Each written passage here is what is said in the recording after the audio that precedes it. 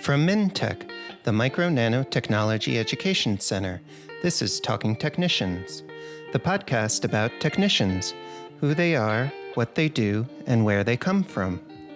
I'm your host, Peter Kazarnoff. I teach technicians and engineers at Portland Community College. In each episode, you'll meet a working technician and hear their story. That means real interviews with real technicians about real jobs. At the end of each episode, you'll hear actions you can take if you want to be a technician too. In this episode, you'll meet Logan. Logan is a Quality Tech 3 at Renewal by Andersen in Ellsworth, Wisconsin. Logan, welcome to Talking Technicians. Thanks, Peter. Glad to be here. Logan, Ellsworth, Wisconsin is kind of close to the Twin Cities. Can you describe where it is and how long you've been there for? Yeah, it's in the western part of Wisconsin, obviously, and then it's about 45-minute drive to St. Paul. So it's just a little 3,000 population town right below Hudson, basically. And so it's just a little drive up to 94 and over, and then we're in the Twin Cities. And how long have you been there for? Yeah, I've lived here for about 3 years, and I mean, I grew up in River Falls, which is another little bit bigger town, just pretty close to Ellsworth. So that my whole life, so I've been in this area forever. So, Logan, I want to start off by talking about where you work. You work at Renewal by Andersen. Can you describe what they do, and then we'll talk about your job title and what you do? Yeah, so Renewal by Andersen is a division of Andersen Windows, which is a very common window across the United States. A lot more well known up here in the Midwest, but they go across the whole country. And Renewal is basically another division where you have to custom order your windows from Renewal. So you can't go to Home Depot or buy anything and get Renewal label. You have to personally use their installers to purchase a Renewal window.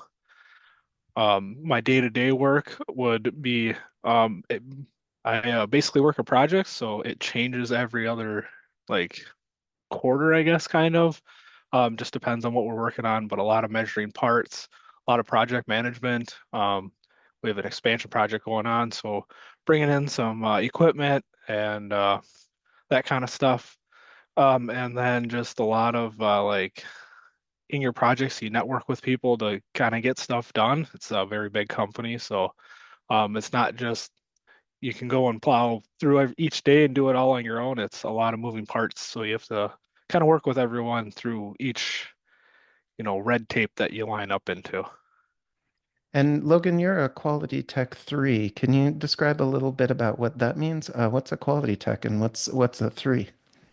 So Quality Tech, they have just recently, since about I'd say 2010 and on, they kind of created a quality department. So instead of relying on every engineer and manager and all of that to implement quality into their work, they kind of had people come in to focus specifically on quality.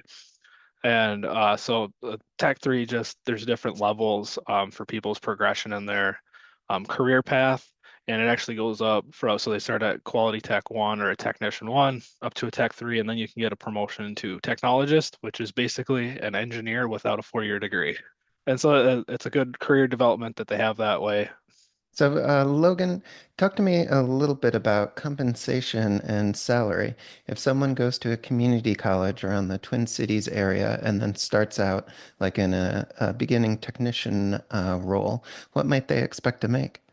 Renewal, or even just Andersen in general, I would say it always depends on what your experience is coming in or what you have coming out of college. And each person has the right to negotiate their starting wage, but I would say it's roughly give or take a few dollars around the $25 an hour range, is what you can kind of expect coming in.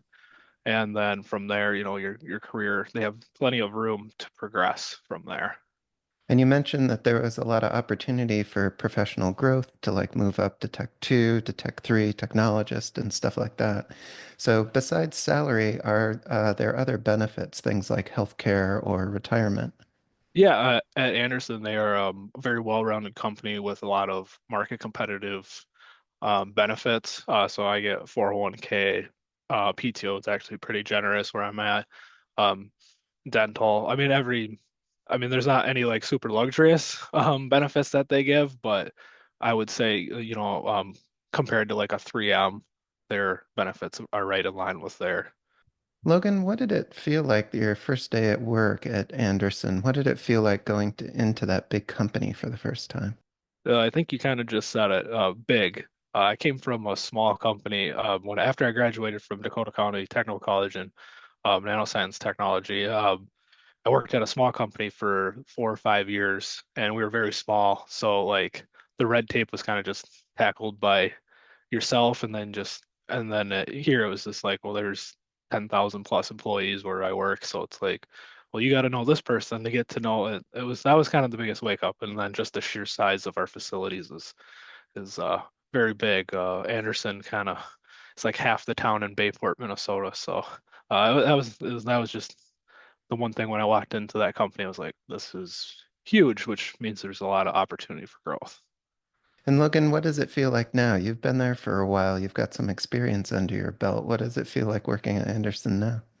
Kind of have my niche. I mean, I'm in a good group right now, and there's a lot of opportunity within that group. So I don't know everything still. I know a lot within our little niche of our group. And that's kind of just the route I think everyone kind of takes unless you completely change your group. If you move into a different career path and you end up in a different place, then you kind of got to learn the ropes of that area. So right now it's comfortable because I know who to go to, what to do, and all of that. But as progression happens, I'll run into that same feeling that I had on day one of like, I don't know anyone around me and I don't know who to go to right now if problems arise. So, Logan, you mentioned that you went to Dakota County Technical College. Let's next talk a little bit about your education progression and background. What did you do after high school?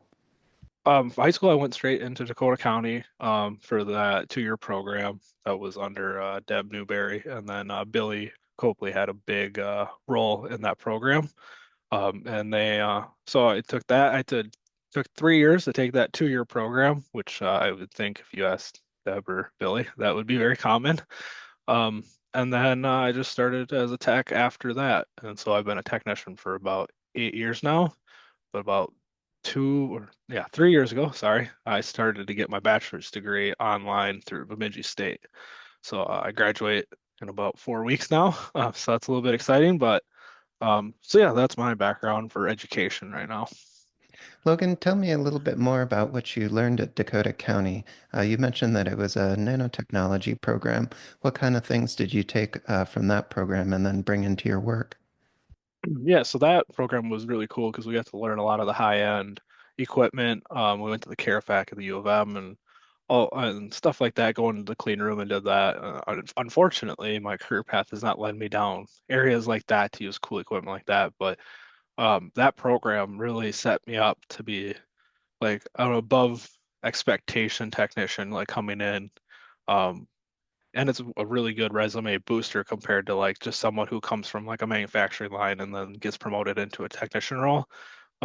It's just they kind of taught me how to be an engineer before, like without taking like just mechanical engineering or that type of coursework. They kind of made you think a little bit harder and outside the box throughout that program because it's not intuitive or anything like that. It's really outside of a lot of people's realms. And Logan, were there any roadblocks or tough points when you were at community college? You mentioned that you did it in 3 years, but that was pretty common. What was the hardest part of school for you? Um, I think for me, it was just responsibility at the time, coming out at 18.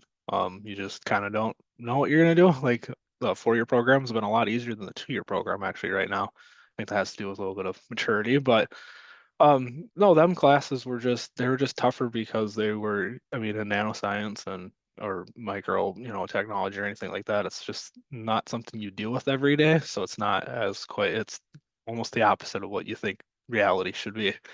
So that was a little bit tougher, and then just schedule and work-life balance made it. So to do it 3 instead of 2 was just made a little bit more sense for me in that time. Right, and it sounds like that was a little bit more manageable at the time too. So you mentioned now you're working on engineering degree at Bemidji State. How did the stuff that you learn at Dakota County set you up for that? Um, well, mixed with that and then the experience, because I'm going for applied engineering, which is basically quality engineering, just kind of fit with my line of work. It's just like it was kind of a seamless thing, so it wasn't like repeat, but it was everything they talk about in my 4-year program. It's like, well, I use this stuff every day, or I can add this into my everyday instead of just learning something. You're like, I don't know when I'm going to use this, so it's a little bit easier to remember and kind of apply it when you're doing your schoolwork. So that's been kind of like really, really nice going through this program. It's like, well, I know I'm learning this stuff, and I'm going to apply. I can apply it tomorrow at work. So. Logan, you mentioned some of the technical skills, like the equipment that got used in the nanoscience program at Dakota County. Did you also learn things like interpersonal skills or use those in your job? Some people call these like soft skills too. Yeah, the 2-year, the program really made sure to learn how to like do stuff on your own and how to ask the right questions instead of just being spoon-fed the answers. And that really helps out in the professional world because there's nothing a boss your boss doesn't want to hear you asking a million questions of like how to do this exactly right. They just want you to hand off a project or hand off an assignment, get it done, and then get the results. And then they can help you, through the way, but they just want you to be independent on your own and get the job done. And that 2-year degree, I think, is something that like really opened my eyes and shown how to like it trained me how to be that way. Right, and how to interact with those supervisors. Yeah, That's really yeah, important. yeah, that was the other thing, that was the main thing that they kind of did is like showed you how to do the work and how to critically think and then how to present that to your boss was like a big thing. So, Logan, what was something unexpected about working as a technician that you only learned after you started? What was something you're like, oh, right, I didn't expect that? More confident you can show yourself to be and the more quizzical or the more like better questions you ask, the more responsibility people will give you. So like the work I do now, I would say is like 50-50 technician work and engineering work.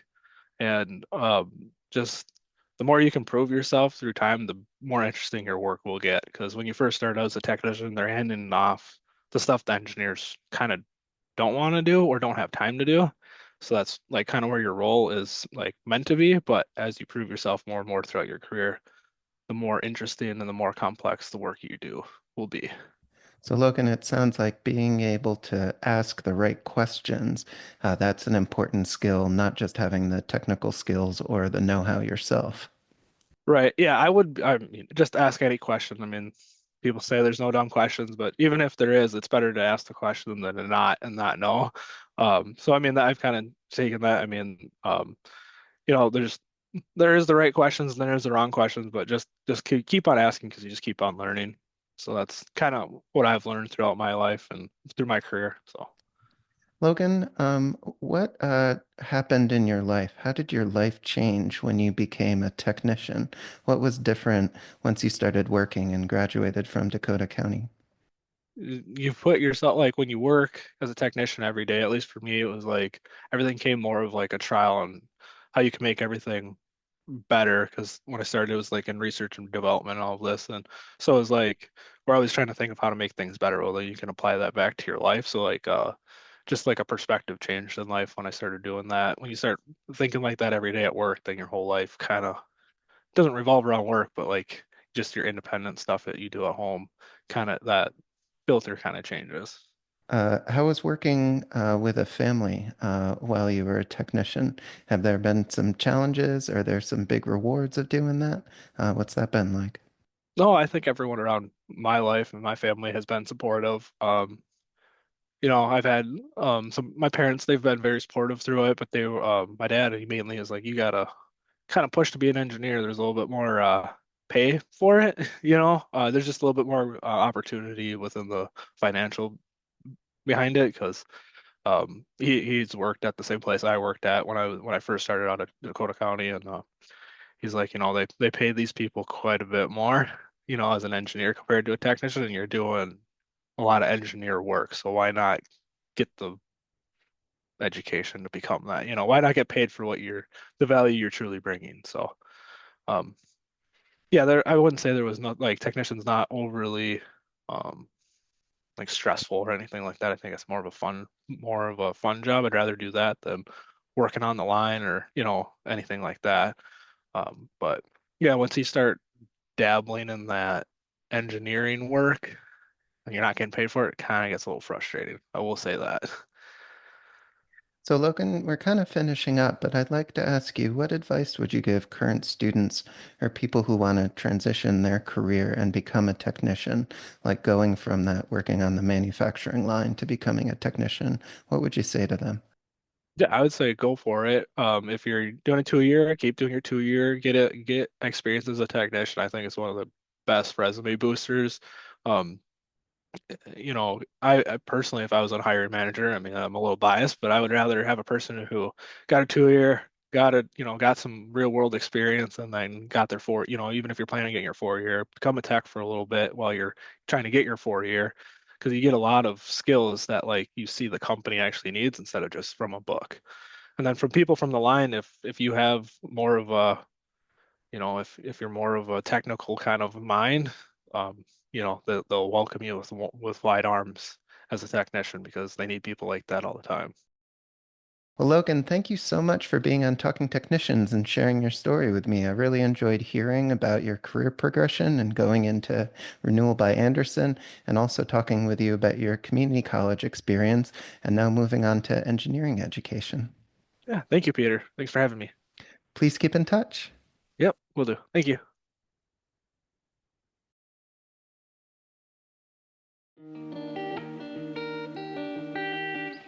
Talking Technicians is produced by MNTech, the Micro Nanotechnology Education Center, through financial support from the National Science Foundation's Advanced Technological Education Grant Program. Opinions expressed on this podcast do not necessarily represent those of the National Science Foundation. Join the conversation. If you are a working technician or know someone who is, reach out to us at info@talkingtechnicians.org. We're always looking out for great guests to share more stories with you.